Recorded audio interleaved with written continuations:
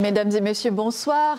Tout d'abord, merci au Centre Piaget de nous avoir invités pour présenter donc la manière dont on prend en charge les troubles développementaux dans le canton de Genève. Une manière qui va être, vous le voyez, relativement homogène par rapport à un bon nombre de cantons suisses. Je m'appelle Joëlle Lecuilaire, je suis adjointe scientifique au service de la pédagogie spécialisée depuis quelques mois. À l'origine psychologue de formation, mais je suis passée dans le domaine de la pédagogie il y a fort longtemps. Et puis, donc, je viens d'arriver au service de la pédagogie spécialisée depuis le mois d'octobre. Donc, Pierre Dudonion, chef de service de la pédagogie spécialisée, entré en fonction depuis le 1er décembre, de formation universitaire biologiste, ensuite enseignant, doyen, puis chef de service à la Direction générale de l'enseignement obligatoire et maintenant chef de service sur un service plus opérationnel qui est celui de la pédagogie spécialisée. Effectivement, ce soir, nous allons vous parler de comment nous faisons pour une prise en charge.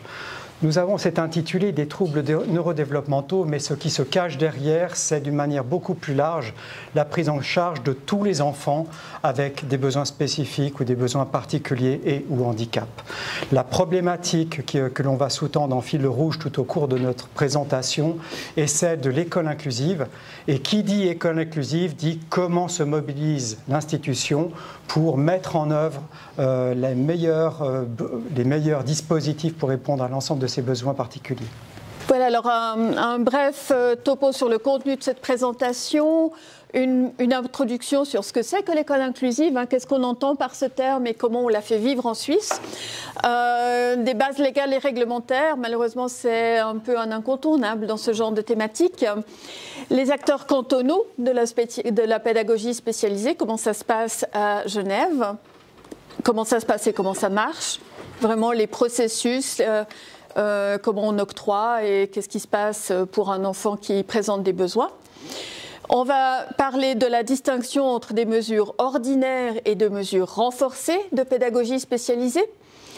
Puis on va vous expliquer aussi les différences dans les modalités d'octroi avant quelques conclusions et perspectives qui s'ouvriront sur un moment de discussion. L'école inclusive, la pédagogie spécialisée, aider chaque élève au plus près de ses besoins, ce n'est pas un contexte, c'est pas un concept qui est genevois ni même suisse, c'est un concept international qui est fortement soutenu par l'UNESCO, entre autres institutions. Il y a plusieurs textes fondateurs internationaux dont on va parler brièvement. Il y a aussi, alors, ce qu'on appelle du doux petit nom d'AIC, c'est un accord intercantonal sur la collaboration en matière de pédagogie spécialisée, dont on va brièvement parler. Et puis au niveau plus local, au niveau du canton de Genève, bien sûr la loi sur l'instruction publique, qui est la Bible du DIP pour plein de domaines, entre autres celui-ci, qui consacre un chapitre entier à la pédagogie spécialisée. Et puis il y a le règlement de la pédagogie spécialisée, donc un règlement au sens juridique du terme, c'est un règlement d'application dérivé de la loi qui détaille pas mal ce qu'on doit faire en matière de pédagogie spécialisée. Donc on va passer un petit moment à chacun de ces étages. Peut-être d'une manière générale, pour juste rappeler le contexte, c'est vrai que lorsque j'ai été abordé par Édouard, j'ai tout de suite dit et mis en avant le fait que nous n'étions pas, ni moi ni Joël, des cliniciens. Et c'est vrai que la plus-value de notre intervention change un petit peu par rapport à l'intitulé de ce que j'ai vu passer dans le programme de l'année des différentes interventions. C'est vrai que les apports que nous allons vous faire ce soir s'inscrivent plutôt dans l'explication d'un cadre légal et réglementaire, de voir comment en fait on traduit une exigence légale, réglementaire, ou comme vous le voyez sur cette diapositive-là, sur des textes internationaux qui posent la question de certains principes de prise en charge. Celui qu'on a mis en avant, en fait, c'est essentiellement le principe de cette Convention internationale des droits de l'enfant de 89, donc on se rend compte qu'on est sur des concepts qui datent maintenant quand même d'une bonne quarantaine d'années. Déjà, à ce moment-là, on se rend compte que l'école, ou du moins tout ce qui est scolaire et préscolaire, se préoccupe de l'épanouissement de l'enfant avec une prise en considération que l'enfant, tôt ou tard, va devenir un adulte qui va devoir s'inscrire dans le fonctionnement d'une société.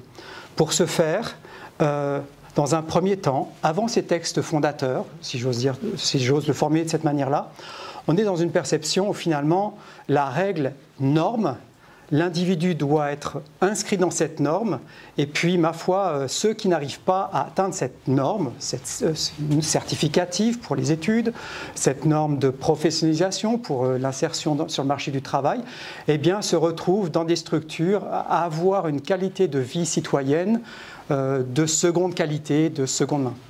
Nous sommes désormais dans une lecture qui est totalement différente de la société. Nous sommes avec un a priori de se dire, OK, aujourd'hui, nous avons dans des sociétés, en tout cas du monde occidental, avec un bon niveau de développement technologique et de structures sociales comme médicales, la possibilité de repenser l'intégration de l'individu dans la société. Et pour ce faire, la question, ce n'est pas d'être dans une lecture, de se dire il y a une norme à atteindre, mais c'est de se dire finalement avec la diversité des personnes, plutôt de créer le résultat d'une exclusion, c'est de se dire comment est-ce que finalement une personne va pouvoir, malgré un delta avec cette norme, vivre une vie tout à fait correcte sur le point de vue matériel, psychologique, affectif et financier. À un moment donné, ces textes fondateurs sont là pour précisément poser ce cadre-là. Et c'est vrai que dans cet extrait que nous vous mettons ici, on se rend bien compte que la notion de Convention internationale du droit de l'enfant pose la question du développement, on le lira à travers le mot épanouissement, on se rendra compte que la finalité, les modalités de surveillance ou de vigilance que nous devons tous avoir en tant que partenaires du développement de l'enfant. Je regarde certaines personnes dans la salle parce que je sais tout le travail qu'elles font en permanence pour permettre ce développement des enfants avec des besoins spécifiques. Eh bien, tout simplement, on se rend compte qu'il y a la dimension de développement non seulement des aptitudes physiques, mais également des aptitudes mentales. Et ceci pour poursuivre un seul but, de préparer l'enfant à une vie adulte la plus épanouie possible. Donc voilà un petit peu le contexte de ce qui a prévalu, la mise en place de ce que nous appelons aujourd'hui, d'une manière un peu plus raccourcie, la notion de l'école inclusive, plus spécifiquement l'école inclusive en Suisse. Alors, cette école inclusive, on a pris ici, on n'a pas été chercher bien loin, c'est une volonté donc... Quand Joël va vous parler ensuite des textes par ordre de hiérarchie, on est sur des concepts internationaux, puis intercantonaux, puis il se trouve que les lois sur l'instruction publique sont placées sous la responsabilité de développement des cantons, ce qui est le cas de la LIP. Et de ce fait-là, tous les règlements et directives pour les applications de cette loi, qui devraient respecter les accords intercantonaux, eh bien, découlent de cette logique-là. On se retrouve donc à avoir eu, au fil des années, et c'est relativement récent, nous sommes en train de parler de textes qui datent de 2007 au niveau intercantonal, mais au niveau cantonal, le premier concept de pédagogie spécialisée date de 2018. Donc on est dans quelque chose qui est tout à fait récent. Et c'est là que, en fait, l'école, quand je parle de l'école, je suis en train de parler de l'école en termes d'enseignement régulier. L'école en termes d'enseignement régulier, c'était cette école qui, grosso modo, fabriquait une norme. Alors la norme qui a été implémentée, c'était Joël en parlerait mieux que moi, puisque par ton parcours, tu es passé dans le service de l'enseignement et de l'évaluation. Et c'est vrai qu'on est sur, précisément, une norme prescriptive, le plan d'études roman, qui décline les objectifs, les compétences, le seuil minimal et puis, si possible, les perfectionnements pour ensuite fabriquer l'orientation des élèves vers des filières qui sont plus exigeantes, on est en train de penser aux voies gymnasiales, et vers des critères qui sont moins exigeants et on se retrouve avec des voies qui sont plutôt pré-professionnelles, voire professionnelles de type AFP ou ce genre de choses. Donc l'école inclusive, en fait, vient un petit peu mettre en paradoxe l'école. On a d'un côté des exigences qui sont en train de devenir de plus en plus formelles, avec le fait de devoir, pour un enfant, acquérir dans un temps donné un certain corpus de notions, corpus de compétences. Alors dans les corpus de notions, tout le monde est au clair, hein. Les mathématiques, l'anglais, le français, ça marche très bien. Par corpus de compétences, être capable d'élaborer une démarche scientifique. On est déjà dans quelque chose qui est beaucoup plus élaboré. Lorsqu'on est en train de parler de compétences, on est aussi en train de parler de compétences beaucoup plus transversales et peut-être même plus basiques qui valent à chaque classe d'âge. La compétence du vivre ensemble. La compétence de ce que je suis en train de faire ce soir, de communiquer. Eh bien, tout simplement, c'est ce genre de choses que d'un seul coup, on se rend compte qu'on a quelque chose de très prescriptif, avec des livrets qui sont, on a le livret sur compétences transversales ou bien aptitude générale. Et puis d'un seul coup, on se dit, mais en fait, ceci s'applique à tous les enfants que vous avez dans la classe. Et c'est là qu'on commence à avoir les premiers problèmes. Parce que dans l'école inclusive, d'un seul coup, eh bien, alors que nous avions un corpus qui était extrêmement rigidifié, ou codifié, si j'ose l'appeler de cette manière-là, en même temps, en 2009, sont édictés les premiers textes, premières directives, visant à précisément prendre en charge des enfants avec les troubles de dyscalculie, dyslexie, dysorthographie, tout ce que vous voulez. Et là, pour la première fois, le système Genevois bug. Pourquoi bug-t-il ? Parce que pour la première fois, on dit à un enseignant qui a suivi son cursus, qui a eu son certificat d'aptitude à l'enseignement secondaire ou primaire, on lui dit maintenant, dans votre classe, vous allez avoir un enfant étiqueté 10 calculique, 10 lexique, et vous allez vous retrouver ensuite avec un trouble de l'attention, éventuellement hyperactivité, et puis même cerise sur le gâteau, de temps en temps, on va saupoudrer ça avec un autre trouble. Alors c'est là que d'un seul coup, on se retrouve avec ce changement de paradigme. École inclusive, corpus obligatoire, et au milieu, j'ai une classe complètement hétérogène. Qu'est-ce que je peux faire? Et c'est là que l'école vit son premier malaise. On se retrouve avec le fait d'avoir, sans l'avoir nommé, une classe plurielle qui n'est pas la classe que l'enseignant a initialement connue lors de sa formation. Lors de sa formation, l'enseignement a été devenu expert en didactique de sa discipline ou d'une manière générale de didactique transversale. Tout marche bien. Maintenant, comment est-ce que je prends en charge un enfant qui a de la peine à lire? Comment est-ce que je prends en charge? Comment est-ce que je le détecte? Et puis au bout d'un moment, on en arrive même au fait que l'enseignant est vraiment tenté par une expérience qui vient contredire ce que je suis en train d'afficher ici. Ça fait 10 ans que j'enseigne.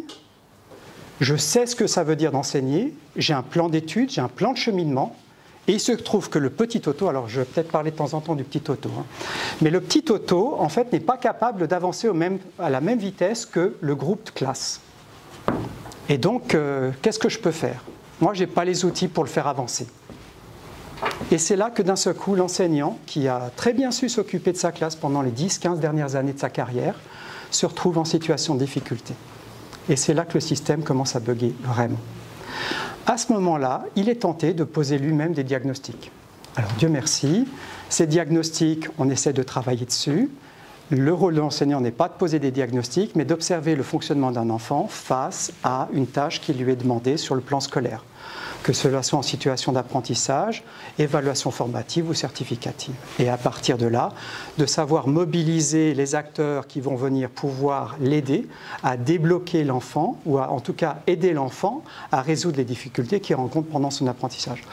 Voilà un peu le schéma paradoxal que pose la notion d'école inclusive dans une école qui jusqu'à présent vivait selon une norme de formation, le PER, notamment pour l'école primaire secondaire, et ensuite une norme certificative pour l'orientation. Et c'est dans ce contexte-là que l'école inclusive va maintenant devoir être mise en mouvement, c'est ce que nous avons essayé de vous montrer. Alors bien sûr, pour avancer, le principe de l'école inclusive, normalement, elle vise bien sûr à faire en sorte de prendre en charge la diversité des élèves que vous avez dans votre groupe classe. Alors je suis en train de parler du monde scolaire, mais ce que l'on est en train de vivre dans le service, c'est que ce que nous vivons dans le monde scolaire peut se retrouver exactement avec les mêmes spécificités, les mêmes intensités de difficultés dans le monde du préscolaire. Donc je ferai juste des raccourcis de langage pour être dans cette thématique-là.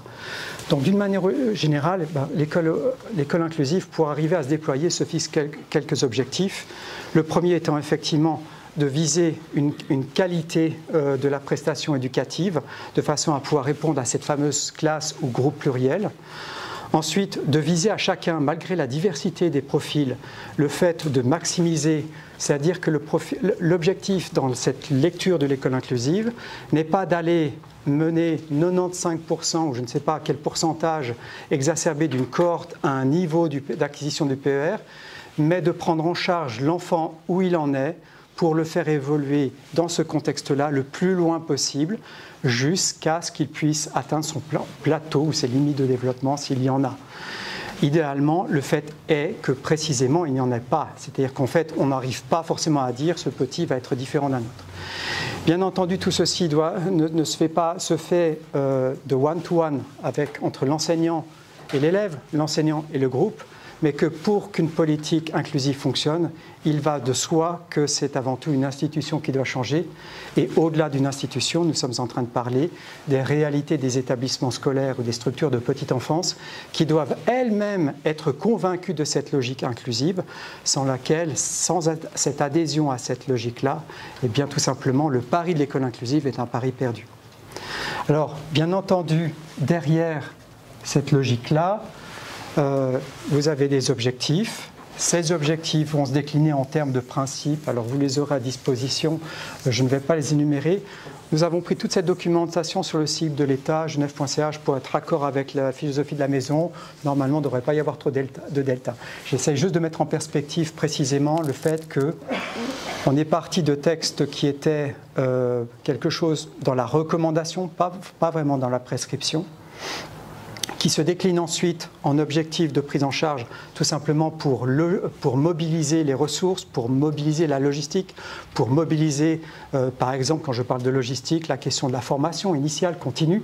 On ne crée pas des enseignants qui adhèrent à une logique inclusive si on travaille de la même manière que lorsqu'on travaillait avec une logique certificative ou formative. D'accord ? Donc à un moment donné, c'est vrai que même ces structures-là, quand on parle d'école inclusive, il faut se donner ces moyens-là. Et derrière ces objectifs, tout simplement, en fait, il y a des principes qui vont mener à des actions qui vont se décliner sur le terrain par des directions générales de l'enseignement régulier, par exemple la DGO, la DGES2, direction générale de l'enseignement obligatoire pour le primaire, le secondaire 1 et pour l'enseignement secondaire 2. Bien entendu, ensuite, cela se décline avec des services peut-être microscopiques comme le nôtre pour faire en sorte qu'on commence à casser ces silos en disant que, en fait, on n'est pas en train de percevoir le jeune comme un élève de l'enseignement régulier, mais en fait un élève tout court, et pour nous en fait plus exactement étant à l'office de l'enfance et de la jeunesse, c'est plutôt un enfant, et que cet enfant en fait va avoir un parcours dans nos institutions, et qu'il faut garantir à cet enfant un traitement équitable et qui lui permette d'être inscrit dans une logique inclusive, quel que soit l'interlocuteur qu'il va avoir. C'est-à-dire quel que soit le regard que la direction, par exemple, va avoir sur ce jeune, son maître de classe, son titulaire. C'est-à-dire qu'on va essayer d'être l'élément facilitateur pour déployer cette logique d'école inclusive. Voilà ce que je voulais vous donner en introduction sur l'école inclusive. Voilà, alors on va faire notre premier petit zoom pour s'intéresser maintenant à au cadre national, qui est essentiellement posé par l'accord intercantonal sur la collaboration dans le domaine de la pédagogie spécialisée, qui définit 3 buts dans ces considérants. Donc définir une offre de base pour la prise en charge des enfants et jeunes qui ont des besoins éducatifs particulier. Donc, il y a une offre qui est endossée par tous les cantons concordataires. Ils ont le droit de faire plus, on a toujours le droit, mais ils n'ont pas le droit de faire moins. Il s'agit aussi de promouvoir l'intégration de ces enfants et jeunes dans l'école ordinaire. Alors, intégration, inclusion, école intégrative, école inclusive, pareil.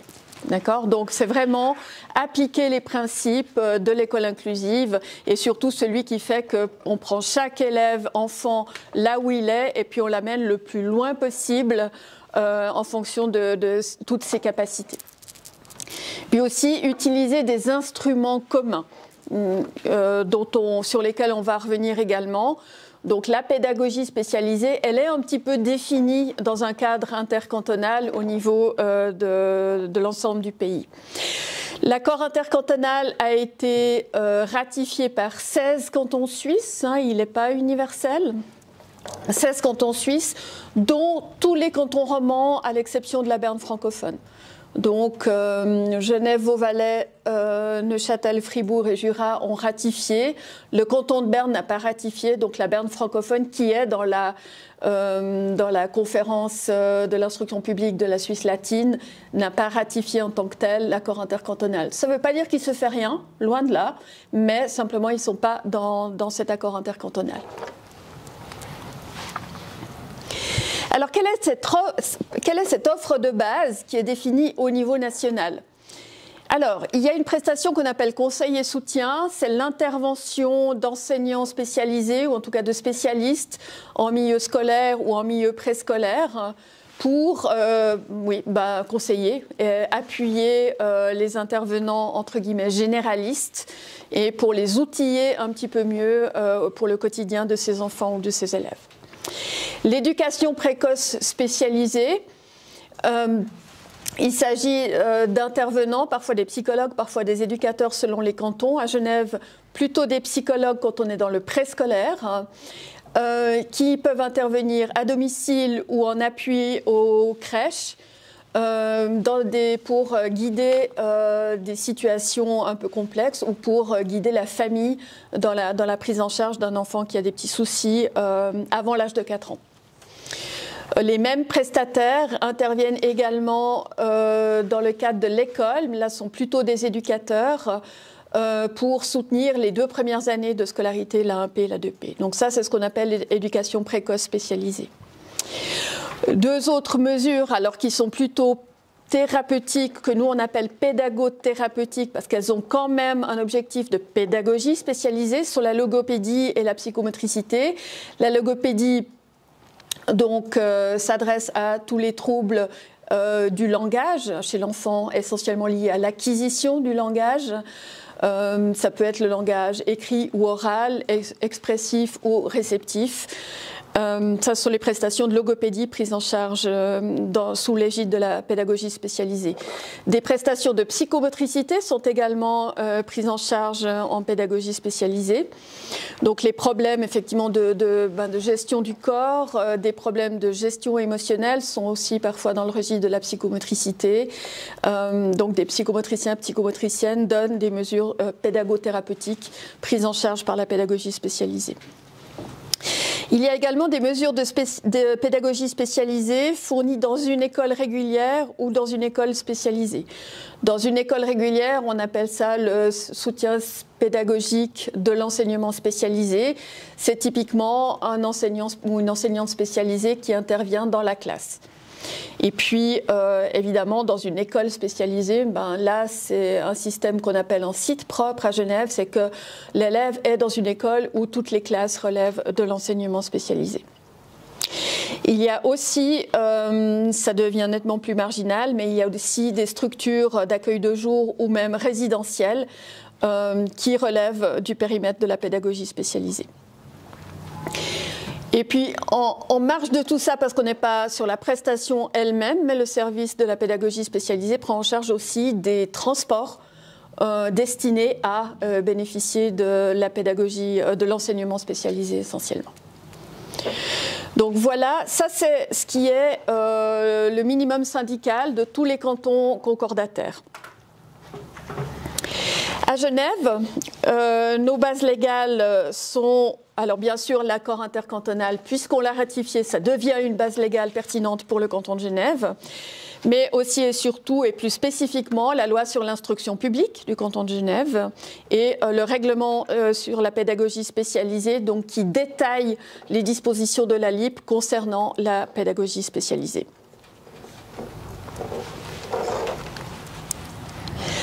Alors, la loi sur l'instruction publique, elle consacre un chapitre entier au domaine de la pédagogie spécialisée, mais j'ai choisi de faire sortir l'article 30 qui dit que de la naissance à l'âge de 20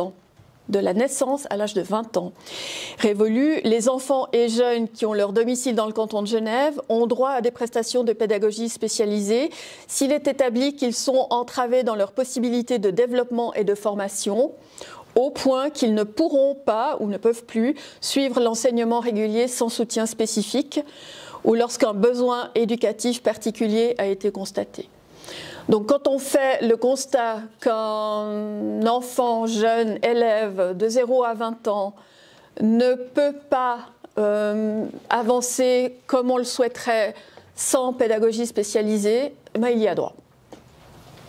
Voilà, donc les critères administratifs, c'est le domicile dans le canton, parce que sinon, évidemment, il doit être pris en charge par le canton où il est domicilié, et puis 0 à 20 ans. Le cadre genevois, toujours la loi sur l'instruction publique, définit les besoins éducatifs particuliers ou handicap. Les besoins éducatifs particuliers comme une altération des fonctions mentales, sensorielles, langagières ou physiques, entravant les capacités d'autonomie et d'adaptation dans un environnement ordinaire. Là aussi, c'est quand ça ne le fait pas dans l'environnement ordinaire, on a des besoins particuliers. Et puis le handicap, c'est l'incapacité d'assurer par soi-même tout ou partie des nécessités d'une vie individuelle ou sociale normale, du fait d'une déficience congénitale ou non, entraînant des limites de capacité physique, mentale, psychique ou sensorielle. Voilà, donc les deux définitions sont relativement larges, hein, que ce soit les besoins éducatifs particuliers ou le handicap. On n'est alors de loin pas que sur, par exemple, les troubles 10. Hein, on ne se limite pas du tout aux troubles neurodéveloppementaux, même s'ils représentent, c'est vrai, une énorme partie de notre activité. Le règlement de la pédagogie spécialisée est entièrement consacré à la pédagogie spécialisée. Donc j'ai décidé de ne pas vous sortir des articles particulièrement emblématiques parce qu'il manquera toujours celui qui vous aura le plus intéressé. J'ai fait la liste des parties. Alors il y a une partie généralité bien sûr. On parle des autorités compétentes en matière de pédagogie spécialisée. Qui fait quoi dans le domaine? C'est assez important, surtout dans des règlements législatifs. Les prestations, qu'est-ce qu'on propose dans le cadre de la pédagogie spécialisée? Les procédures d'évaluation des besoins individuels. Comment est-ce qu'on procède pour décider qu'il y a un besoin? Les procédures d'octroi. Comment est-ce qu'on procède pour aller de « il y a un besoin » à « voilà la prestation ».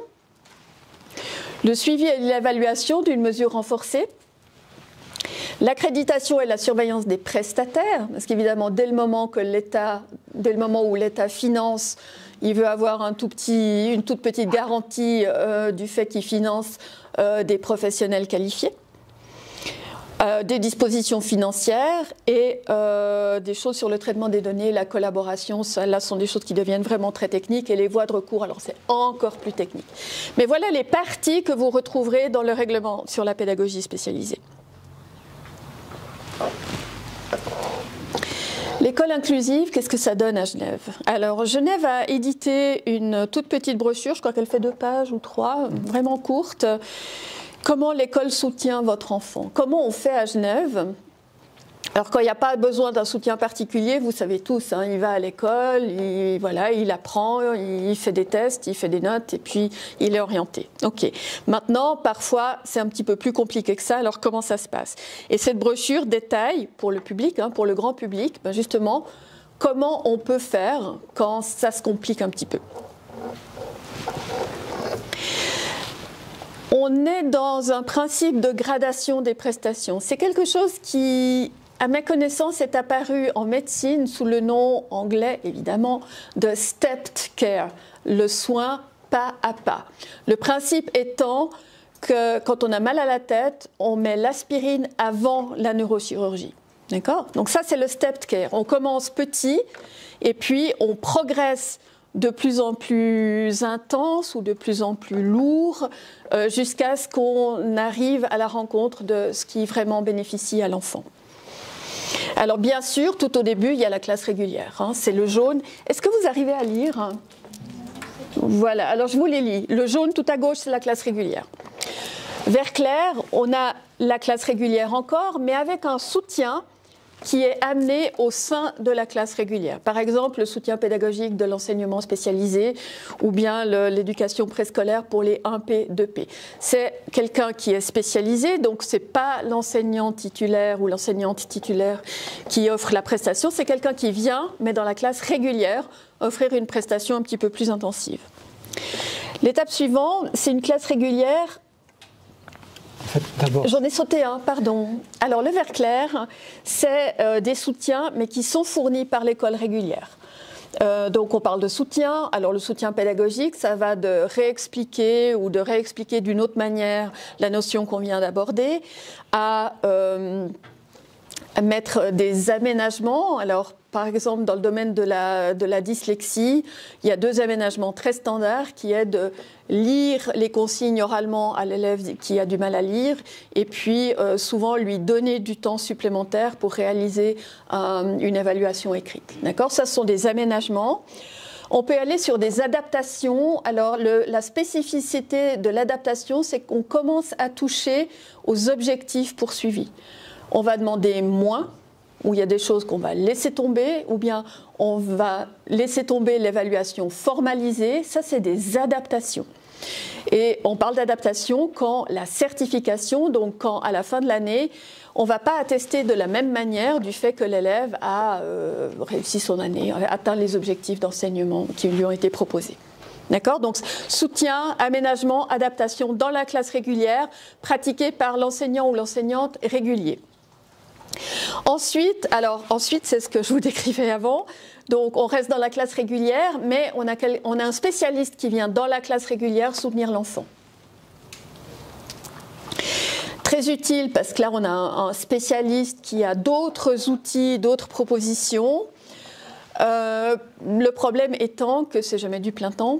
Donc, c'est souvent quelques périodes. Ça commence à 3 ou 4 par semaine, donc l'équivalent d'une demi-journée, et puis le maximum est de l'ordre du mi-temps. D'accord ? Donc il y a l'autre mi-temps où l'élève, là on est en classe, je vais me permettre de dire uniquement élève, ne bénéficie pas de ce soutien spécialisé. Donc il faut savoir si les besoins de l'élève sont compatibles avec le fait qu'il y a une aide. Oui, mais voilà, à temps partiel, voire éventuellement très partiel. Ensuite, l'étape suivante, le degré suivant d'aide, c'est une classe spécialisée, mais qui est hébergée dans l'école régulière. Donc l'élève fréquente l'école primaire de son quartier, il côtoie des élèves scolarisés dans les classes régulières, à la récréation, en arrivant, en quittant l'école, etc., au parascolaire par exemple. Mais pour son temps d'école, il est dans une classe spécialisée avec peu d'élèves et un enseignant ou une enseignante spécialisée à sa tête. Et puis, alors, le dernier, entre guillemets, niveau de soutien, qui est lui-même hétérogène, mais disons le dernier stade de cette gradation, c'est l'école spécialisée, où là, il y a dans tout un bâtiment scolaire contient des classes spécialisées. Voilà la gradation. Donc, c'est tout à fait standard, l'élève n'a aucun besoin particulier, il suit l'école tout à fait normalement. Les besoins justifient que l'élève soit scolarisé à plein temps dans une école spécialisée avec des horaires différents, des intervenants différents, des classes évidemment à très petits effectifs, etc. Une gradation on essaie d'encourager les acteurs à tester cette gradation, disons, à ne pas tout de suite sauter à l'enseignement spécialisé, à moins que la situation soit telle qu'il n'y a plus aucun doute. Et ça arrive, bien sûr, ça arrive. Mais quand c'est possible, quand c'est envisageable, on encourage beaucoup de passer par ces étapes, en tout cas un certain nombre de ces étapes. Peut-être pour faire le lien, donc, et compléter. La question, c'est que lorsque nous sommes sur les sphères jaunes et vertes, tout simplement, nous sommes vraiment... Ah oui, mince. Donc, quand on est sur les sphères jaunes et vertes, on est sur des mesures de l'enseignement régulier. On commence à parler de pédagogie spécialisée à partir de la sphère qui fait l'intervention de spécialistes qui interviennent en accompagnement des élèves avec des besoins particuliers et ou handicap. Et puis ensuite, on se rend bien compte que plus on va vers les couleurs froides, plus on va vers l'éloignement de l'élève de l'école. Et là, on est en train de quitter totalement la notion d'école inclusive. En tout cas, pour la sphère qui est la sphère mauve, la classe spécialisée, elle est en site propre et effectivement, elle répond à des besoins pour des élèves pour lesquels le maintien dans une classe du régulier, quel que soit le type de soutien que l'on peut lui fournir, d'encadrement, de taux d'encadrement, et on peut imaginer des structures avec des encadrements à un adulte pour 20 enfants, avec des élèves qui ont des besoins accentués, on va descendre à des encadrements de 1 adulte pour 7 enfants, par exemple. Donc c'est là vraiment que l'on touche à qu'est-ce que veut dire l'école inclusive, et paradoxalement, en fait, ce qu'on est en train de vous dire là, c'est que tout n'est pas inclusif à Genève. Voilà. C'est un petit peu le paradoxe, mais c'est quand même la réalité que nous vivons.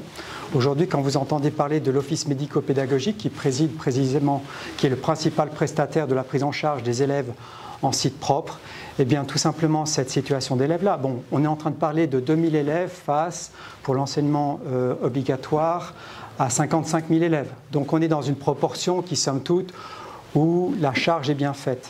Mais ceci dit, là où nous avons la plus grande vigilance, c'est que nous sommes quand même très inquiets de voir, par exemple, cette question des PES dont on va vous parler plus tard, sur lesquelles, en fait, l'école se dit moins compétente pour une prise en charge et qui peut amener à orienter un enfant un peu plus facilement, un peu plus rapidement vers une structure telle que la structure MOVE.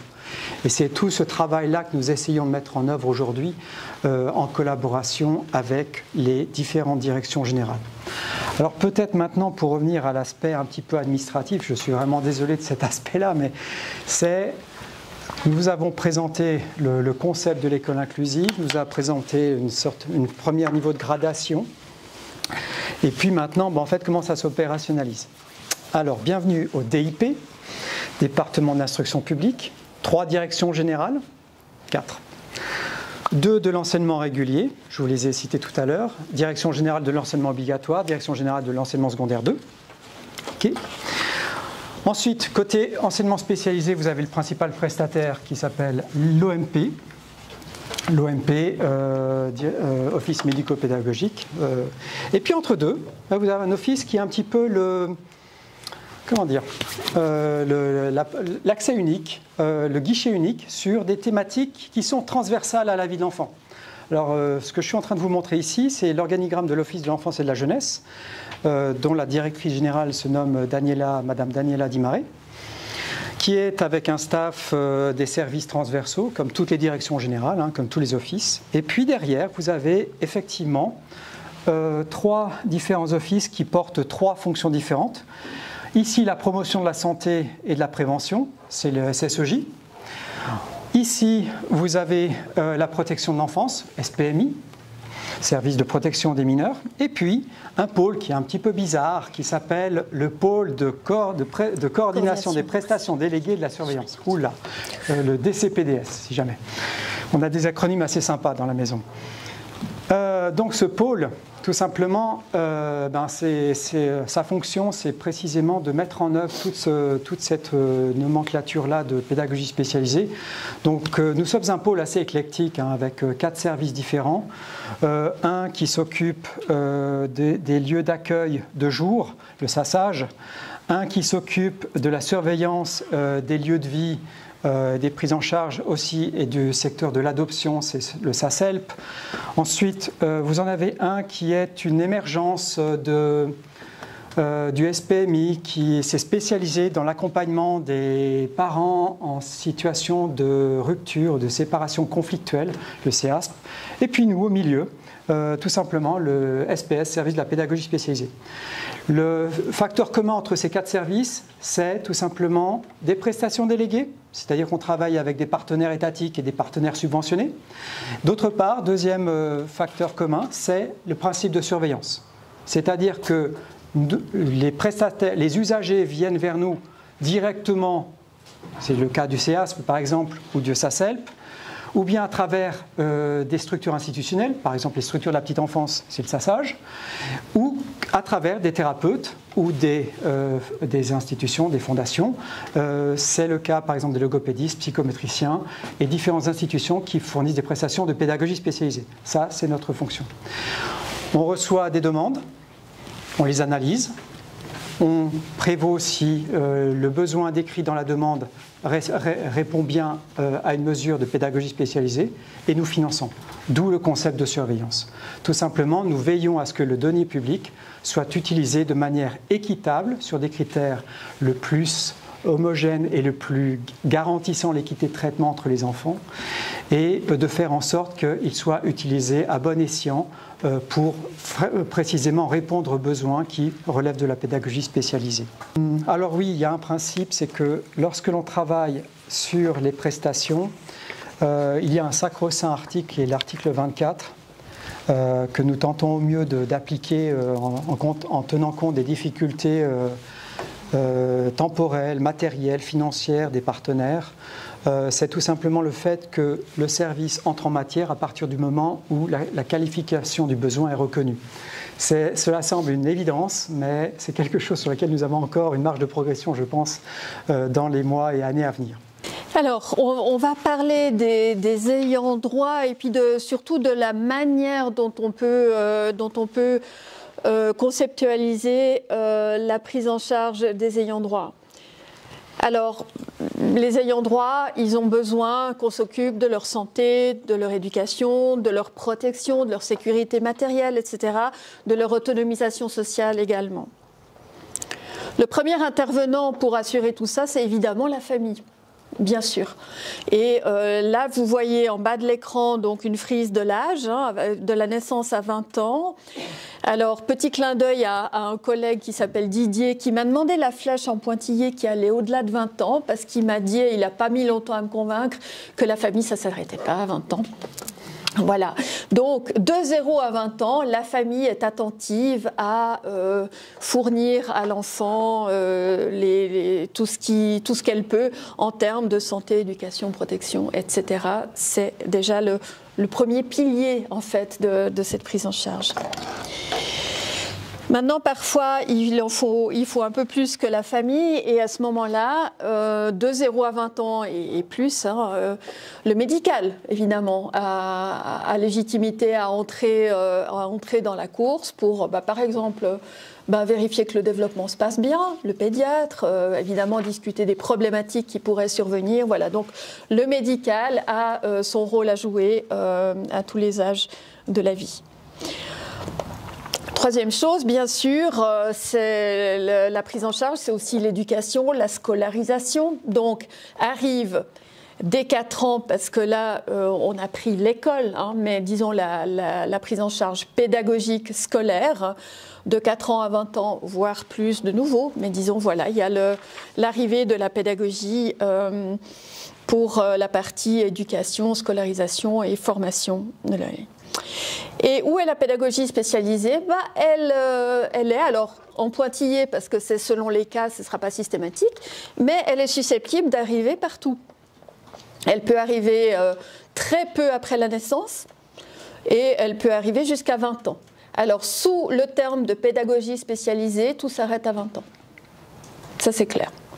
Après, il y a du médical, il y a de l'AI, etc. Mais la pédagogie spécialisée en tant que terme, au jour de l'anniversaire des 20 ans, ça ne s'appelle plus comme ça.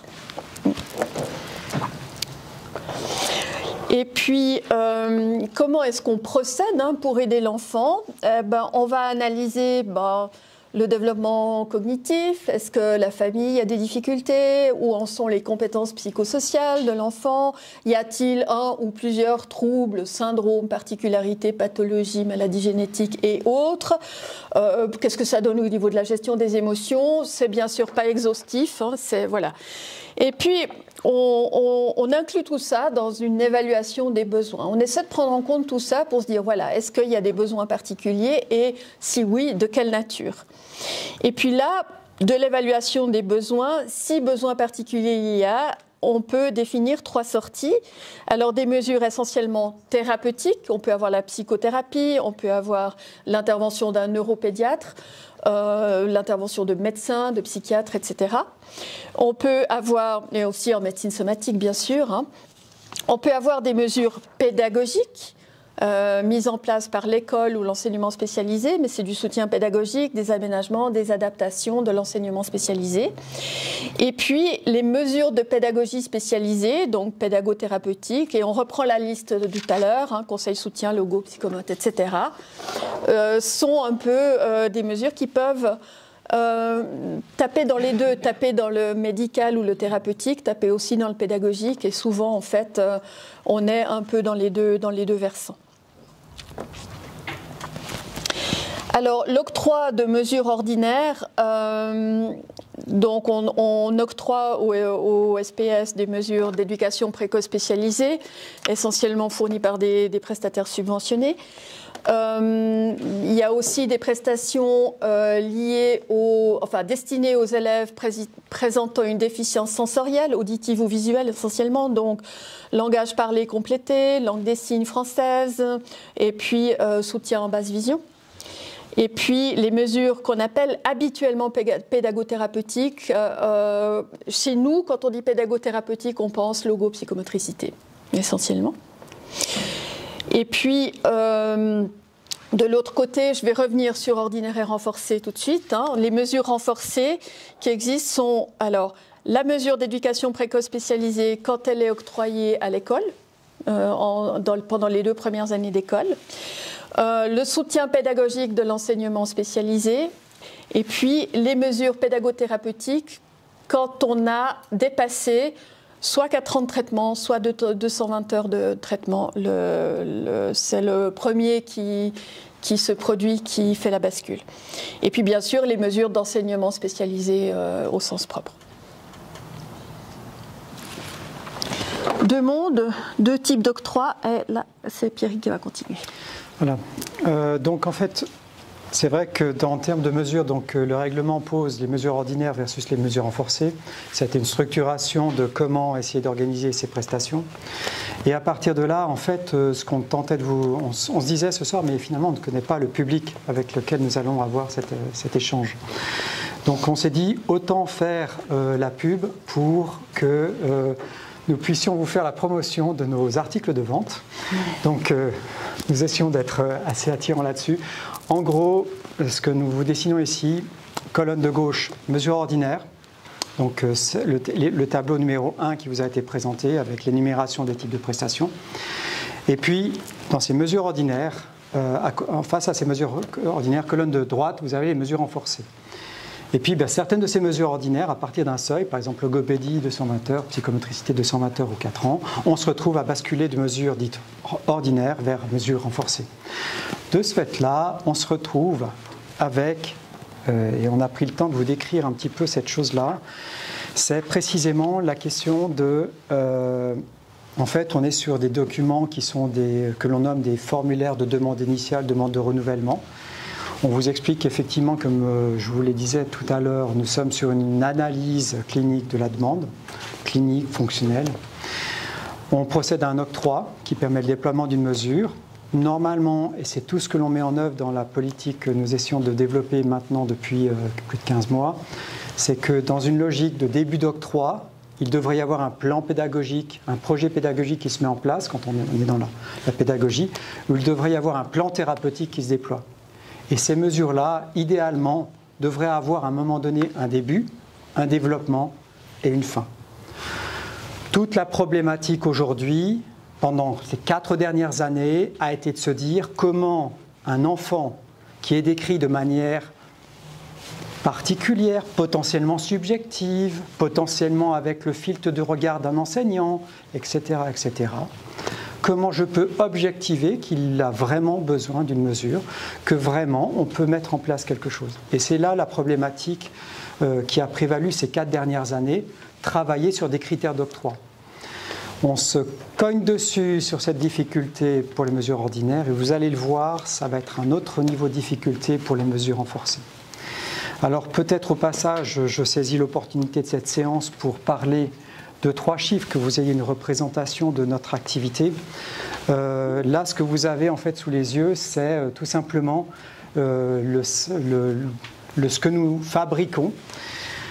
Nous octroyons plus de 3500, 3800 et bientôt peut-être 4000 mesures de logopédie par an. On est à peu près à 700, 750 pour la psychomotricité. Pour l'EPS, on est dans les 300 ou 400. Et puis le LPC, c'est de manière beaucoup plus rare, une trentaine, cinquantaine de demandes par année. Donc tout ce processus-là doit garantir une équité de traitement entre tous les dossiers que nous recevons, qui sont écrits quand on regarde la population professionnelle, la communauté professionnelle des logopédistes à Genève, ce sont plus de 300 personnes différentes. Lorsqu'on est en train de parler de la communauté professionnelle des psychomotriciens, on est sur une cinquantaine de personnes. Donc vous imaginez bien qu'avec cet échantillonnage-là, ne serait-ce que sur ces 2 mesures-là, on est potentiellement avec une lecture, une interprétation des formulaires, des textes de loi, des procédures, des modes opératoires, avec une géométrie qui ressemble à peu près à celle de la galaxie. Ça veut dire que ça part avec un écart standard deviation qui doit être juste le double de la moyenne. En l'occurrence, tout notre travail, c'est de faire en sorte de rationaliser l'accès à la prestation pour faire en sorte que sans créer une usine à gaz, on puisse permettre à l'enfant d'accéder le plus rapidement possible à la meilleure mesure qui va lui être octroyée. À toi. Voilà, alors ça se complique, on va parler un petit peu des mesures renforcées. Alors oui, ça se complique. Ça se complique dès le moment de la demande parce qu'on ne va pas remplir un formulaire, même si je ne minimise pas le soin qu'il faut mettre à remplir un formulaire. Une procédure d'évaluation standardisée, alors oui, elle aboutit à un formulaire qu'on va compléter, mais c'est surtout une procédure d'évaluation. La PES, procédure d'évaluation standardisée, son petit nom c'est la PES, ça n'est pas une demande de ressources. C'est une réflexion, c'est une démarche de réflexion qui peut aboutir ou non à une demande de ressources. Alors, on a une interrogation sur un enfant, un jeune, un élève, etc. Voilà, il y a quelque chose. Il y a quelque chose qui fait tiquer l'éducateur de la crèche, la famille éventuellement, et puis là, il va y avoir... on va s'adresser au milieu thérapeutique et puis c'est le milieu thérapeutique qui va déclencher une PES, ou alors la crèche s'inquiète, ou alors l'école s'inquiète. On s'inquiète, on va d'abord essayer de comprendre. Et là, on se donne le maximum d'outils possibles pour comprendre ce qui se passe, comprendre de quelle nature sont les difficultés. Est-ce que c'est le langage ? Est-ce que c'est essentiellement le corps? Est-ce que c'est un peu tout? Ça arrive. Est-ce que c'est un enfant qui ne tient pas assez, qui ne tient pas assis? Ça arrive souvent. Voilà. Qu'est-ce qui se passe? Qu'est-ce qui se passe? Qu'est-ce qu'on a déjà ou qu'est-ce qu'on peut tenter avant d'envisager la pédagogie spécialisée, hein. Comme on l'a dit, ces mesures qui à l'école se font en classe régulière, hein, le soutien, les aménagements, les adaptations, qui en crèche se font aussi, hein, bien sûr. Voilà, qu'est-ce qu'on a déjà tenté avant de se dire, bon, ben là, ça ne va pas le faire, il va falloir de la pédagogie spécialisée. Et puis, renforcer. Et puis, ensuite, on va commencer à compléter un formulaire et puis à se mettre d'accord sur l'idée qu'il y a un besoin spécifique et puis qu'il faut formuler une demande. Mais ça, c'est très important pour nous et c'est très difficile à faire passer. La PES, ce n'est pas un formulaire de demande d'allocation de ressources, c'est une démarche de réflexion, d'abord. Elle peut aboutir ou non à la demande de ressources. Alors, l'État de Genève aime bien les petits diagrammes illustratifs, explicatifs et tout. Donc, bien sûr, l'État de Genève a pondu un diagramme pour aider les gens à décider s'il faut ou non ouvrir et déposer une PES. Et là, on revient un petit peu sur ce qu'on voyait dans les interventions graduées, hein, c'est-à-dire au niveau 1, on a des interventions qui sont, entre guillemets, universelles, qui relèvent vraiment de l'enseignement habituel, c'est-à-dire reformuler une explication, différencier son enseignement, des choses comme ça. Ça, c'est le niveau 1 qui est donc intervention universelle.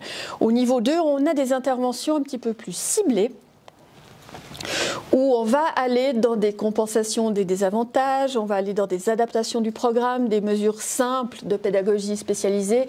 Alors, on les appelle maintenant ordinaires, à l'époque c'était simple, et puis là, voilà. Et puis, on reste dans le contexte de l'enseignement régulier, mais on pousse un petit peu plus loin l'aide qu'on propose à l'élève. On est toujours sans pédagogie spécialisée. Et puis au niveau 3, intervention intensive, qui s'adresse en général à environ 5% des élèves. Là, on parle de mesures renforcées de pédagogie spécialisée et c'est là que la PES entre en jeu. La PES est un processus complexe, le temps file, je ne vais pas vous imposer les détails du processus, mais disons, on a l'identification d'une problématique, on élabore et on instruit la question, on décide que oui, il y a besoin, on dépose une PES.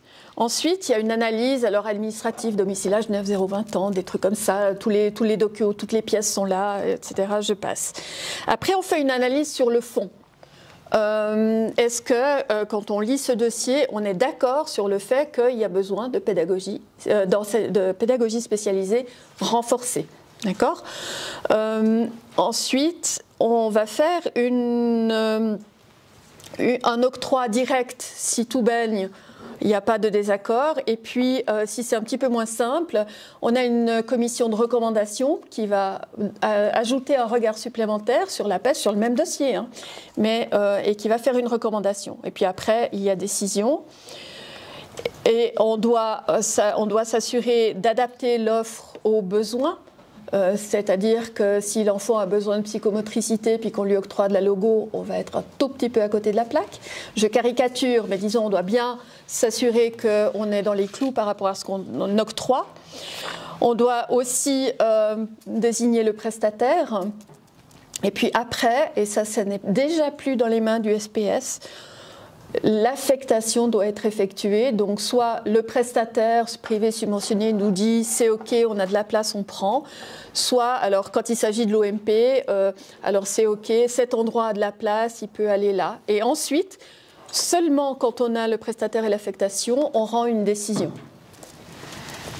Alors ça, c'est le processus dans une direction. Seulement voilà. On revient en arrière, on repart en avant, on revient en arrière, on repart en avant et on fait parfois pas mal d'allers-retours sur les dossiers complexes. Pourquoi? Parce qu'on a du mal à se mettre d'accord entre experts éventuellement, hein, c'est-à-dire les différentes personnes qui lisent la PES pour le SPS n'ont pas le même regard. Il y a toujours au moins 2 personnes qui lisent la PES et puis voilà. Parfois, c'est pas du tout exceptionnel, ce sont les parents qui ne sont pas d'accord. Une mesure de pédagogie spécialisée, renforcée, surtout s'il s'agit d'enseignement spécialisé. Voilà, on entre avec des phénomènes comme le déni, le rejet de la stigmatisation, le refus d'une structure qui sera peut-être séparative, etc. Donc l'accord des parents n'est pas acquis.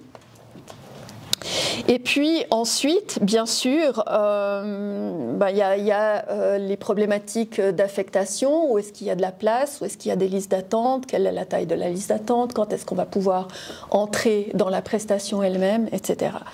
Et puis, quand on a réglé tout ça, on rend la décision. Parfois, très tard. On en est très conscient, parfois, on est vraiment très, très tard, quand enfin on rend cette décision. Mais voilà, on va nous aussi vite que possible. On est un peu la plaque tournante de beaucoup d'intervenants et on dépend d'énormément d'inputs pour nous arriver à produire notre décision dans les temps. Alors, évidemment, on a pondu une directive, ça c'est aussi quelque chose qu'on sait bien faire à l'État de Genève, donc on ne s'est pas privé, on a une directive d'une petite dizaine de pages sur l'octroi des mesures renforcées avec le qui fait quoi, quand, comment, etc., les différents allers-retours possibles. Quelques données statistiques. Alors, pour des mesures de soutien pédagogique de l'enseignement spécialisé, au sens large, c'est-à-dire qu'on a inclus toutes les années de scolarité. On est cette année, on était en 2022 à 568, donc voilà, un peu plus de 550 octrois. Et puis, s'agissant d'enseignement spécialisé strict, on est un peu au-delà de 2000 élèves bénéficiaires.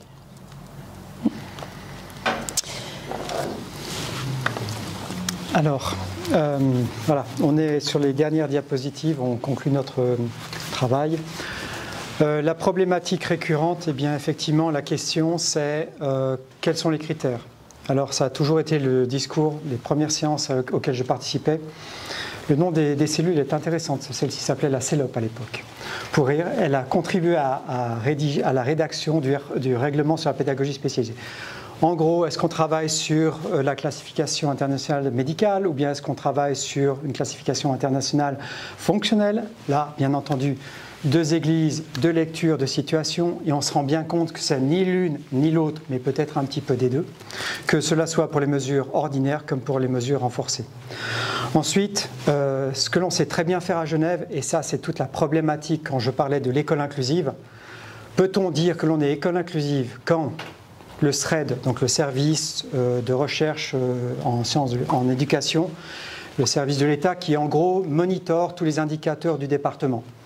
Le SRED nous dit, les dernières années, si vous étiez un petit garçon issu de la migration, allophone, avec un retard de développement du langage et un peu agissant en classe, c'est-à-dire que, pour revenir à ce que disait tout à l'heure Joël, le petit enfant bougillon qui n'était pas capable de rester plus de 45 minutes sur un banc à faire sagement ce que l'enseignant disait, il y avait la possibilité non nulle qu'on rédige une PES et que l'on vous envoie non pas dans une structure qui vous permettrait peut-être une classe d'accueil, je ne sais pas, quelque chose qui serait un petit peu plus pour prendre en compte le parcours, je veux dire quand vous êtes avec des enfants qui ont fait le parcours horrible de la migration depuis un pays, une zone de guerre telle que la Syrie ou l'Iran ou l'Irak, et que vous les voyez débarquer et que ensuite, tout en vivant dans des structures qui sont des préfabriquées, dans des conditions de salubrité dont je mettrai en doute, même si nous faisons au mieux pour les accueillir, eh bien ces jeunes-là aussi vivent à ce moment-là non pas de l'inclusion, mais peut-être un regard qui n'est pas forcément aussi fraternel que l'on pourrait entendre et attendre de la part de notre profession. Donc on se retrouve là avec des jeunes qui ont été orientés vers ces structures de l'enseignement spécialisé, les structures mauves dont je vous parlais tout à l'heure. Donc la problématique pour moi, c'est on sait prendre en charge un enfant, le détecter, il n'y a pas de problème. Mais souvent nous avons tendance à le détecter et à l'éjecter. On sait bien prendre en charge une mesure, on sait la commencer, mais on ne sait pas lâcher la main et on ne sait pas surtout récupérer ensuite un enfant dans nos classes régulières. Ça, c'est un gros problème système.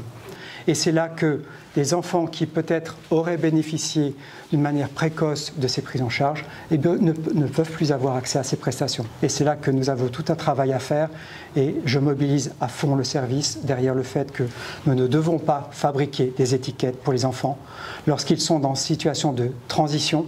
Je parle de la transition préscolaire-scolaire, mais je parle également de la transition école primaire, école secondaire 1, ou cycle d'orientation vers les filières de l'ES2, où on se rend compte que plus vous avez une étiquette qui a été labellisée les années précédentes, moins vous avez de chances d'obtenir la certification de ce degré d'enseignement en question. Bien entendu, il y a cette question qui nous taraude, la question du nombre de situations, de l'intensité des besoins. Cela veut dire que derrière, nous avons un gros travail de formation du corps enseignant à envisager pour les habituer à la culture de la diversité des profils d'élèves. Je vous parlais tout à l'heure de l'expression classe plurielle ou groupe pluriel. Nous avons aussi cette problématique dans un système qui se noie d'un système, je regarde les représentants de l'association de logopédie, tout simplement parce que nous sommes avec une liste d'attente qui maintenant est qualifiée de plusieurs centaines, peut-être même plusieurs milliers, n'est-ce pas? Juste en dessous. D'accord.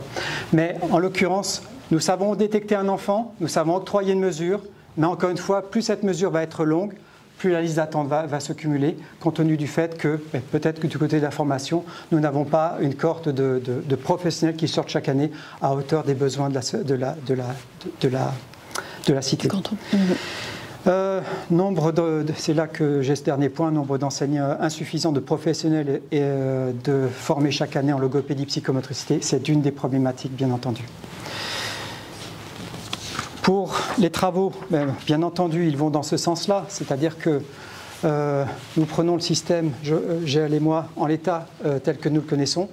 Nous essayons, dans un premier temps, je vais utiliser le mot de structurer. Premier niveau de structuration, c'est peut-être quelque chose qui qui est un paradoxe. Nous sommes dans le département d'instruction publique et je ne suis pas sûr que nous soyons le meilleur communicant en fait, pour établir le lien entre les écoles et thérapeutes. Nous sommes ensuite en train de tenter de marteler l'histoire de ce stepped care qui devrait être une gradation des mesures de manière à donner le temps à l'enfant, précisément à cet enfant migrant qui débarque dans une classe en 1P ou dans une structure préscolaire, le temps de poser ses valises, de prendre ses repères linguistiques, fonctionnels, sociétaux, de manière à pouvoir interagir avec ses pairs de manière la plus pacifique possible et de ne pas être tout de suite catalogué comme un enfant qui sera incapable de développer des bonnes compétences d'interaction sociale. Dans les thématiques que nous travaillons aussi, il y a la question de la prise en charge de manière précoce, puisque on sait très bien qu'une partie des prestations que nous octroyons aujourd'hui, si elles étaient données à un âge précoce, précisément, je regarde EPS, je regarde logopédie, psychomotricité, on est bien entendu en train de dire que plus on interviendra tôt, plus on aura des effets positifs sur le développement de l'enfant. Mais ça encore, il faudrait que nous soyons au clair déjà sur les mesures que nous octroyons aujourd'hui, de leur capacité à être débutées et terminées pour envisager de prendre en charge des populations dans le monde de la prévention.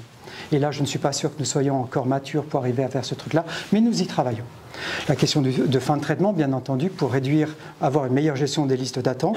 Et puis, bien entendu, il va de soi que les intentions que je viens d'élaborer ici ne pourront être véhiculées et permettre une harmonisation des pratiques qu'à partir du moment où nous aurons des textes fondateurs ou des textes clarifiants, en l'occurrence la question de ces fameuses directives qui nous permettent pour le moins de tenter de définir les objectifs, de tenter de définir le rôle de chacun et à partir de là d'avoir une pratique homogène et que ce ne soit pas une question de bonne rencontre avec le bon thérapeute ou avec le bon enseignant qui permette le meilleur développement possible de l'enfant, mais plutôt un système qui est garant en termes d'équité de traitement. Pour les mesures renforcées, nous avons d'autres travaux.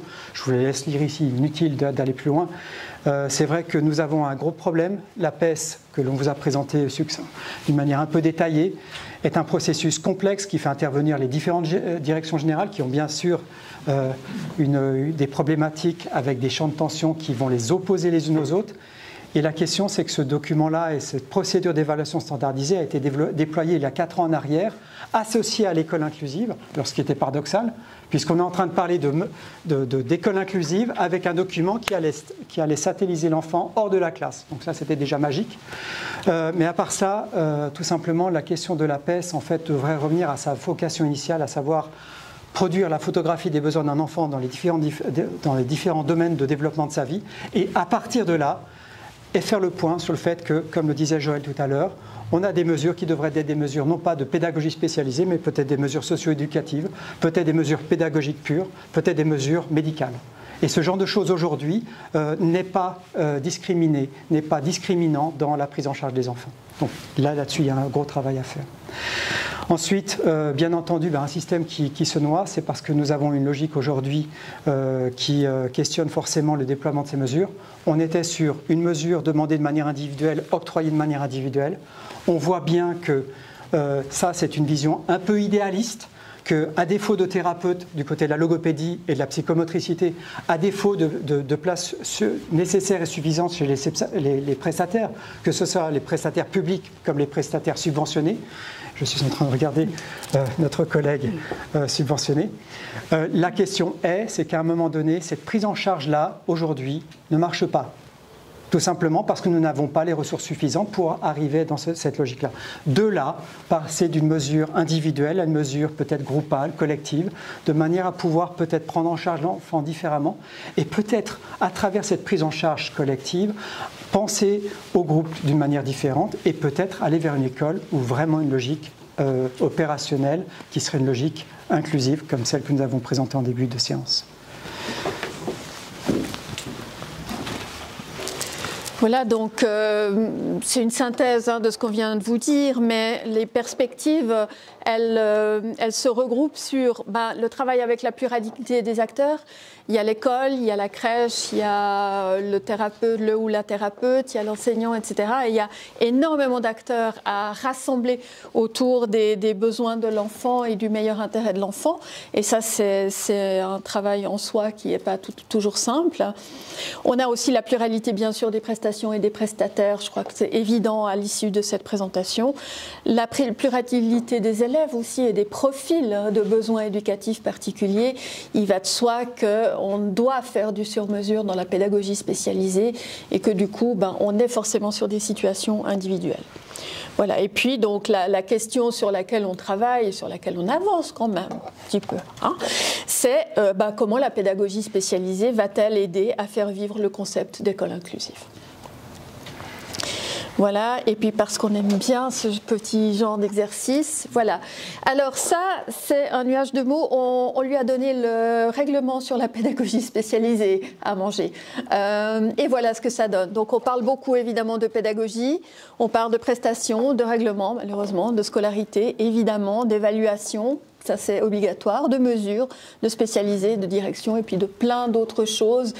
Les chiffres sont un peu moins intéressants parce qu'on n'a pas effacé tous les numéros d'articles et d'alinéas. Donc voilà, vous pouvez mettre les chiffres un petit peu en parenthèse dans votre lecture du nuage de mots. Mais voilà donc les mots-clés en fait que j'espère on a pu vous transmettre pendant cette heure de présentation. Je vous remercie. Merci beaucoup.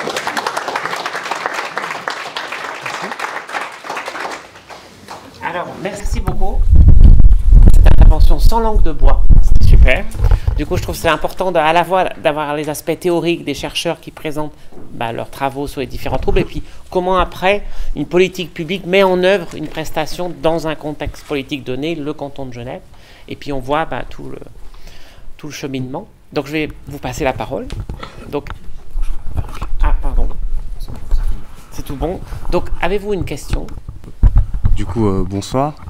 Merci pour la présentation. Je voulais juste vous demander, vous avez mis en avant le problème de l'étiquetage, mais ce que j'entends beaucoup par les professeurs, c'est qu'il y a un besoin d'étiquetage pour justement avoir droit à ces aides pour soutenir les enfants. Donc, comment est-ce que, en tant que enseignant, en fait, si on a, ou même spécialiste, si on voit un enfant qui ne rentre pas vraiment dans le cadre, mais a quand même besoin de soutien et si on lui met pas une étiquette, il en aurait peut-être pas, quoi. Alors, l'analyse d'une situation consiste pas à trouver une étiquette. Elle consiste vraiment à faire un 360 degrés du fonctionnement de l'enfant ou de l'élève. Voilà, est-ce qu'il y a des pathologies, bien sûr, des troubles, et là, effectivement, on va s'intéresser au diagnostic, bien sûr, mais aussi comment est-ce que l'enfant, le jeune fonctionne dans le quotidien, où est-ce qu'il y a le plus de problèmes, où est-ce que ça va, et puis en fonction de tout ça, on va essayer de donner la prestation la plus indiquée. Donc c'est ce que je voulais dire quand je disais on essaye en tout cas de faire autant que possible du sur-mesure. C'est qu'on lit chaque demande et chaque dossier en faisant un reset dans notre tête. Voilà, on ne cherche pas une étiquette, on n'a pas besoin absolument de mettre l'élève dans une case, on a besoin de comprendre comment il fonctionne au quotidien, quelles sont les difficultés, et puis quelle est la meilleure réponse qu'on peut déterminer pour ces difficultés. Parfois, il y a des effets d'étiquetage qui sont inévitables, quand il y a un diagnostic de troubles du déficit de l'attention avec hyperactivité, de troubles de la sphère autistique. Bien sûr, on ne peut pas éviter qu'il y ait une étiquette. Maintenant, deux enfants atteints du même trouble ne vont pas nécessairement, vont même assez rarement fonctionner de la même manière, et on est attentif à vraiment calibrer l'intervention par rapport à cet enfant-là et pas par rapport à une étiquette de TDAH ou de TSA ou de quoi que ce soit d'autre. Voilà, super. Bonsoir. Moi, j'ai deux questions. Par rapport à l'unité clinique, il y a un secteur logo, un secteur psychomote, et je ne vois pas de secteur d'éducation précoce. Donc, je voulais savoir si c'était... Et la deuxième question, sur la slide 36, vous avez parlé du déroulement de la PES. Et puis vous êtes revenu en expliquant que lorsque l'équipe, la commission pluridisciplinaire de recommandation donc, se mettait d'accord sur un besoin pour l'enfant, vous vous assuriez, avant de transmettre donc la PES, la valider, que cette prestation puisse être octroyée, donc puisse être pourvue. Donc est-ce que je comprends que quand il y a une PES qui est mise en place, vous vous assurez que les prestataires sont disponibles? Alors, en fait, le processus est un processus pluriel. L'identification, l'élaboration, l'instruction, le dépôt passe par la notion de réseau pluridisciplinaire. Vous parlez de l'unité clinique, effectivement, j'ai parlé d'un secteur qui est précisément spécialisé en logopédie, psychomotricité. On ne parle pas forcément de secteur EPS, on parle de unité clinique pluridisciplinaire. Et en fait, c'est dans cette unité clinique pluridisciplinaire, bien, vous avez une psychologue, vous avez une enseignante spécialisée. Dans le groupe référent d'analyse d'EPS, vous avez même des enseignants de l'école primaire et vous avez des directeurs de l'enseignement spécialisé. Donc en fait, on se rend bien compte que la porte d'entrée doit être pluridisciplinaire, que l'analyse en première étape est pluridisciplinaire, que la commission, lorsqu'il y a non-consensus sur le document, est pluridisciplinaire également. Là, Joël pourrait vous en parler plus longuement. Et qu'ensuite, le processus donc, garantit des regards pluriels. L'idée, c'est qu'on ne soit pas sur des effets de filtre et de biais. Alors, c'est peut-être un peu prétentieux de passer comme ça, parce qu'on sait très bien que si une direction d'établissement va dire « ce jeune-là, moi, mon équipe ne sait pas quoi faire », on va fabriquer quelque part. Je ne suis pas en train de dire qu'on fabrique, mais c'est vrai que on va convoquer les regards qui vont faire en sorte d'avoir plusieurs miroirs qui vont donner plusieurs réalités de l'enfant. Donc là, c'est la première chose. Par rapport à la composition du service, on est vraiment aussi dans le service avec du pluridisciplinaire, même si ce n'est pas étiqueté comme tel dans la présentation. Ensuite, vous parlez de la question de la production de nos décisions. Nos décisions, d'un point de vue réglementaire, contiennent deux informations. Un, elles font le lien entre le besoin et la mesure. Et deux, elles spécifient, elles précisent aux parents, responsables légaux, le prestataire. Ce qui veut dire qu'il y a un jeu de va-et-vient entre nous, si on est en train de parler de l'enseignement spécialisé, entre nous et l'OMP, OMP qui est l'office en charge de désigner, de faire l'affectation. Et l'affectation se fait soit en secteur public, l'OMP, une des structures de l'OMP, soit en secteur subventionné. Et à ce moment-là, c'est un des prestataires subventionnés qui prend en charge l'enfant dans sa scolarité spécialisée. Donc voilà un petit peu comment ça fonctionne. Ça veut dire qu'on a vraiment, en fait, on essaie de garder cette gradation qui fait que le système essaie de donner, comme le disait Joël, la meilleure adéquation entre le besoin qui est décrit, quelle que soit son intensité et quelle que soit sa spécificité, et puis la mesure que l'enfant va rencontrer. Là, la difficulté qui est apparue les dernières années, c'est que finalement, on est allé tellement loin dans l'analyse des situations. Je prends l'exemple, en fait, quand on était en train de parler d'orientation vers le spécialisé, vous aviez des structures qui étaient des structures dites hétérogènes et des structures qui sont beaucoup plus spécifiques. Et sur les structures spécifiques, par exemple, on était avec la DITSA des 0-4 ans. Alors DITSA 0-4 ans, ça veut dire quoi? Enfant de 0 à 4 ans, enfin pardon, de 4 ans à 8 ans, parce qu'on est dans le préscolaire. Ensuite, DITSA, déficience intellectuelle et troubles du spectre autistique, avec des intensités plus sévères pour les enfants qui sont avec des intensités plus sévères attribuées à des structures en site propre, donc des structures dites séparatives. Et c'est là que, en fait, le système, à mon avis, s'est un peu encoublé, parce que plus vous allez dans la précision de la prise en charge, d'une part, plus vous fabriquez des groupes homogènes, alors ça a du bon, mais ça a aussi du moins bon. Le moins bon, c'est que finalement, quand vous êtes dans une prescription d'école inclusive, est-ce que vous tirez vers le haut lorsque vous dissociez les enfants d'un environnement qui est pluriel? Et sur certains types de profils, eh bien, ce n'est pas forcément la prescription qui est la plus efficiente. Je suis en train de regarder votre voisine et nous avons à peu près le même langage par rapport à cette question-là. Un enfant devrait être maintenu dans la structure la plus différenciée possible, le plus longtemps possible, de manière à être le plus stimulé de manière la plus générale possible. Plus vous allez l'enfermer rapidement dans une structure où il va avoir des enfants avec les mêmes difficultés que lui, plus il sera potentiellement en mimétisme. Alors oui, il y aura un taux d'encadrement meilleur, ça je ne dis pas le contraire.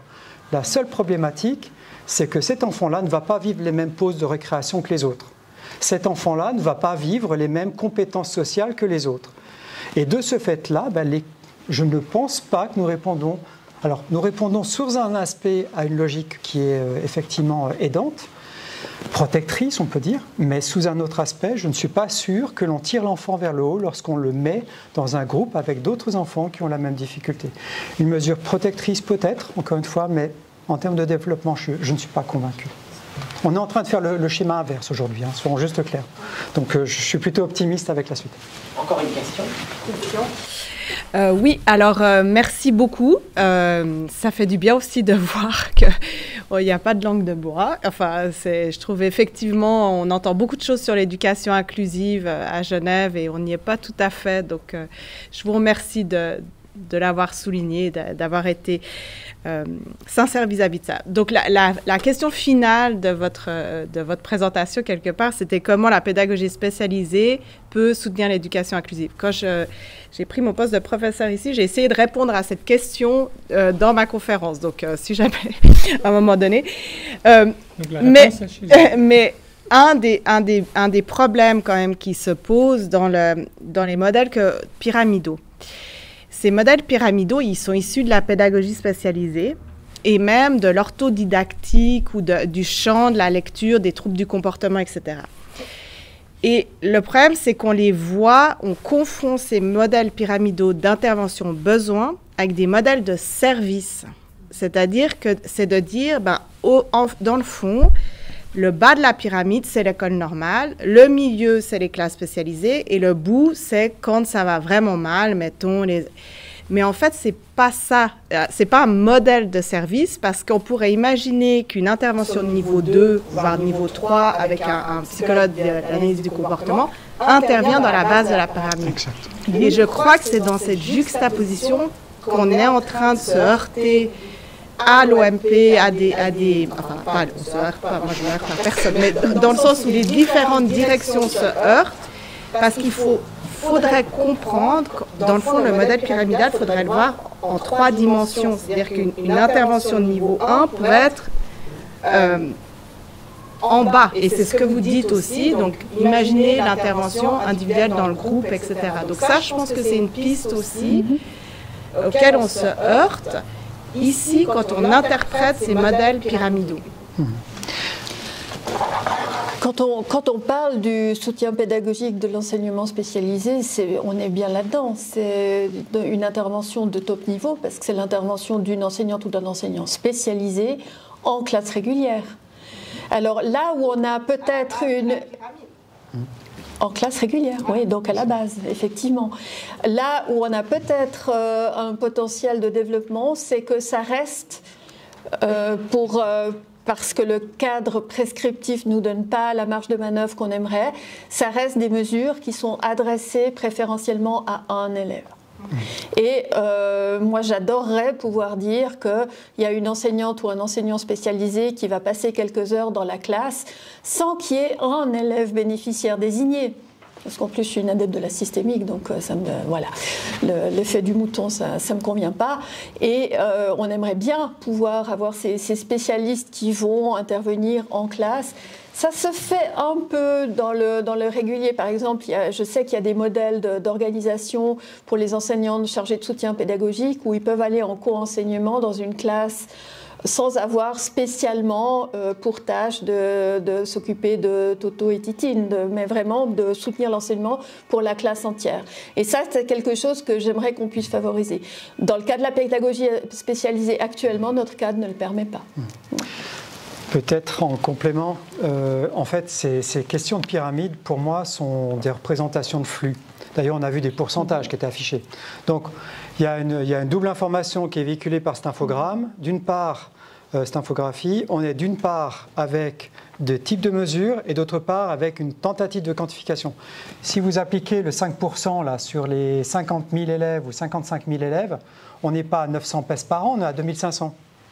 Donc, c'est bien là qu'on se rend compte que c'est une tentative de transcription épidémiologique, de statistiques dans la population, mais en fait qui est juste là pour supporter un discours et pour montrer et symboliser cette gradation de mesures, mais qui effectivement, n'empêche pas qu'une mesure de quelque chose qui est pris en niveau 1, mesure renforcée, pourrait être octroyée sur le niveau sous-jacent.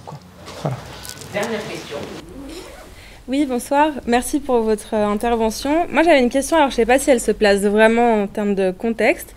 Vous avez parlé du préscolaire, donc que ce soit à avant 4 ans, du scolaire, et vous avez légèrement abordé le parascolaire. Enfin, ça a été énoncé comme ça, souvent oublié.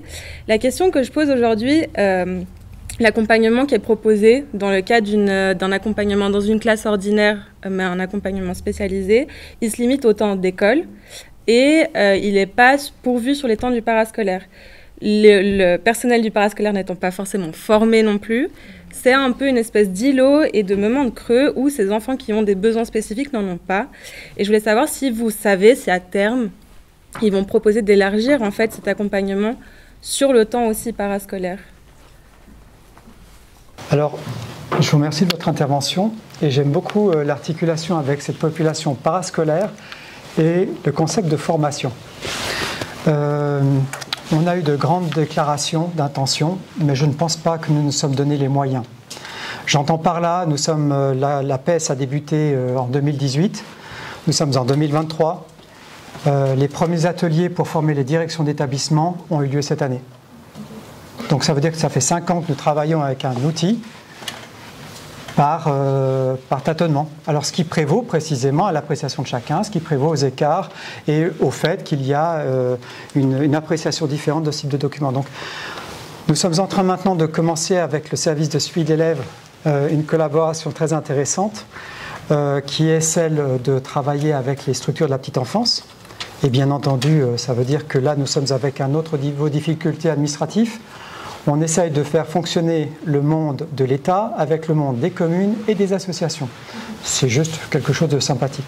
Alors, je vois bien la nécessité opérationnelle de la prise en charge et de la formation du personnel dans le parascolaire. Et c'est inévitable. Ce que je peux former comme souhait, c'est que les responsables de ces structures ou de ces dispositifs sont conscients du fait qu'un enfant avec des besoins éducatifs particuliers ou handicap ne se limite pas à suivre les quelques heures de cours, mais qu'il est également un enfant qui va vivre avec ses camarades des moments dans le parascolaire notamment, mais aussi dans la cour de récréation, dans les clubs de sport, et qu'à un moment donné, en fait, on aura cette conscience élargie. Aujourd'hui, tout le discours se met en forme de polémique, ou en tout cas se cristallise autour de l'école, parce que bien entendu c'est dans l'école que vont se révéler les plus grands malaises de la société et qu'ils seront le plus visibles. Quand on va parler d'absentéisme, de décrochage scolaire, de violence, pour ne pas dire, pour parler d'autre chose que de la pédagogie spécialisée, c'est dans le monde de l'école que l'inquiétude naît, parce qu'on se dit voilà comment nous formons nos prochaines générations. Donc je m'associe à vous pour former le souhait que les responsables de ces structures ont déjà dans leur panorama de prise en charge des enfants la question des enfants BEPH et notamment la question de formation des adultes qui s'en occupent.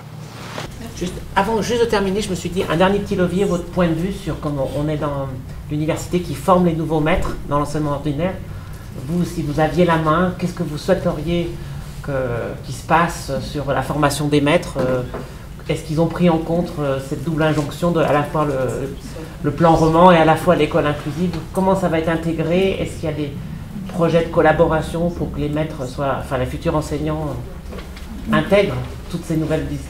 Le SPS, l'OEJ au sens large, mais le SPS plus particulièrement, n'a absolument aucun levier d'action direct sur les programmes de formation des enseignants, les cahiers des charges des enseignants, sur ce qu'on demande aux enseignants dans leur classe, etc. Nous avons vraiment le très fort sentiment que les enseignants généralistes, titulaires de classe, ont besoin d'être outillés pour prendre en charge la diversité des profils.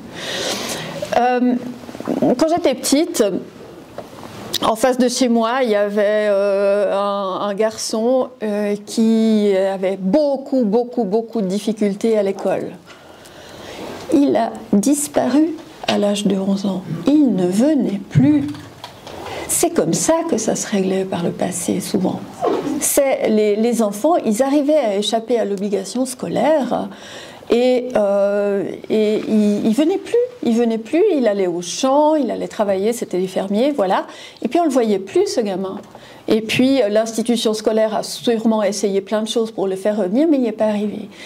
Actuellement, c'est probablement quelque chose qui n'est plus possible. Donc les élèves en difficulté, ils restent dans l'école et l'école a le devoir, parce que c'est l'école obligatoire. C'est pas juste l'obligation pour la famille d'envoyer l'enfant, c'est aussi l'obligation pour l'école de trouver une prise en charge adéquate pour chacun. L'école maintenant, elle doit réussir à prendre en charge des profils particuliers, voire très particuliers. Et nous avons beaucoup le sentiment qu'il y a un besoin de formation initiale et continue probablement sur la gestion des diversités de profils. Alors, est-ce que c'est sur gérer une classe hétérogène ou est-ce que c'est me former pour les TDAH, me former pour les TSA, me former pour les DIS, je ne sais pas. Mais disons, manifestement, le terrain n'est pas assez outillé pour la diversité des profils d'élèves qu'on trouve maintenant dans les classes. Moi, c'est vraiment le sentiment que j'ai de plus en plus à la lecture des PES, dans des discussions aussi avec des directions d'établissements que j'ai au téléphone.